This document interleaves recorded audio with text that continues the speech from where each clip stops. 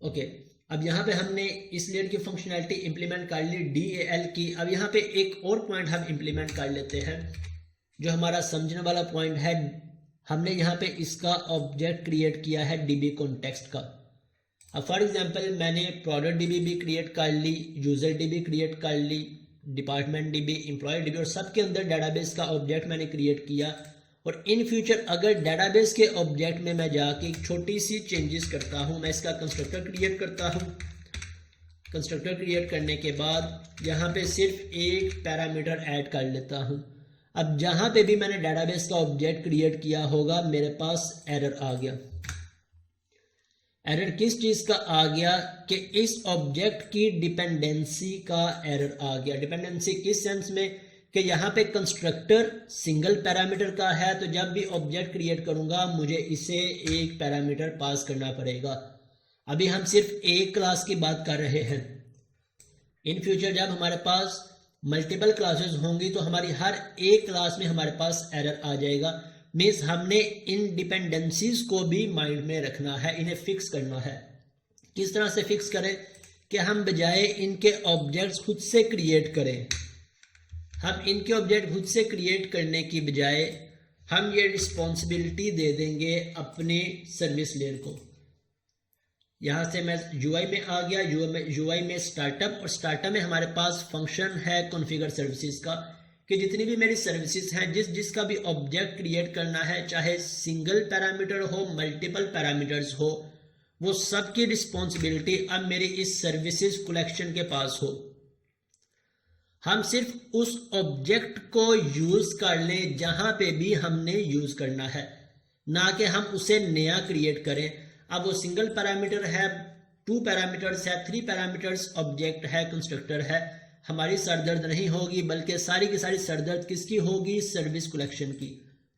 अब किस तरह से क्रिएट करेंगे? सर्विसेज डॉट, अब इसके हमने 2 स्टेप्स इंप्लीमेंट करने हैं। First of all DB context में आके इसका कंस्ट्रक्टर, और कंस्ट्रक्टर के अंदर आके हमने डिफाइन करना है DB कॉन्टेक्स्ट ऑप्शंस, और ऑप्शंस में मैं इस पैरामीटर को पास कर देता हूँ। देन ये मेरे पास ऑप्शंस, और इसे हमने इनहेरिट करवा लेना है बेस से, और यहाँ पे पास कर देने हैं।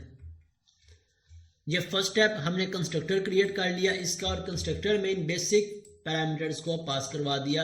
और सेकंड स्टेप यहाँ पे आके हम अपनी सर्विस को रजिस्टर करवा लेते हैं। ये बात याद रखिएगा, हमारे जितने भी डिपेंडेंसी इंजेक्शंस के कॉन्सेप्ट इंप्लीमेंट करने हैं या सर्विसेज को रजिस्टर करवाना है, हम इस कॉन्फ़िगर सर्विस में उसे रजिस्टर करवाएंगे। अब अभी मुझे किसे रजिस्टर करवाना है? DB कॉन्टेक्स्ट को। सो मैं यहाँ से DB कॉन्टेक्स्ट सर्च कर लेता हूँ, DB कॉन्टेक्स्ट, और मैं यहाँ पे DB कॉन्टेक्स्ट का नेम यूज कर लूँगा, ऐप DB कॉन्टेक्स्ट। देन यहाँ पे हम यूज कर लेते हैं, इसका मैं रेफरेंस ऐड कर लेता हूँ, और इसके बाद ऑप्शंस, और ऑप्शंस में मेरे पास कौन कौन से ऑप्शन हैं? हम यूज़ कर रहे हैं SQL सर्वर को, यूज़ SQL सर्वर। तो यहाँ से मैं इसका रेफरेंस भी ऐड कर लेता हूँ, कंट्रोल डॉट प्रेस किया तो इसका रेफरेंस ऐड हो गया। और अब यहाँ से यूज़ SQL सर्वर की इस पूरे कनेक्शन को मैं डिफाइन कर लूँगा, कहाँ पे? CS में, startup.cs में। और ये मैंने कनेक्शन स्ट्रिंग अपनी डिफाइन कर दी।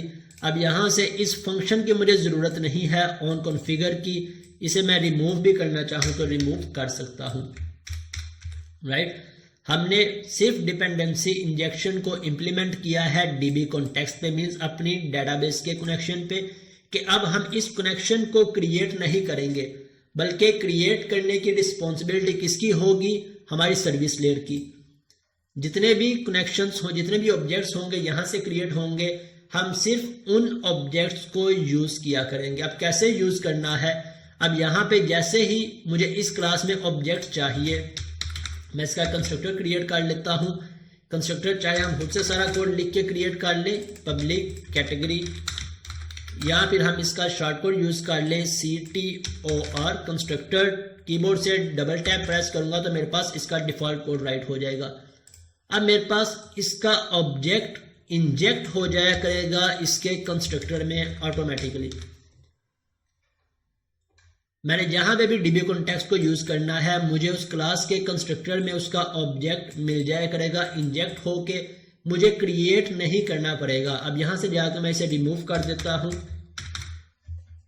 और ये हमारा लोकल वेरिएबल है जिसमें हमारे पास ऑब्जेक्ट आ रहा है और हम इस ऑब्जेक्ट को असाइन करवा देते हैं अपने लोकल वेरिएबल को। अब ये ऑब्जेक्ट मेरा इंजेक्ट होके मेरे पास आ गया, कहाँ से, मेरी startup.cs से या सर्विसेज से, और इसे अब मैं जहाँ पे भी यूज़ करना चाहूँ अपने पास यूज़ कर सकता हूँ। अब यहाँ पे जाके चाहे हम सिंगल पैरामीटर कंस्ट्रक्टर कॉल करें, मल्टीपल पैरामीटर कंस्ट्रक्टर को यूज़ करें, हमारी एप्लीकेशन पे कोई भी इफेक्ट, कोई भी इम्पैक्ट नहीं पड़ेगा।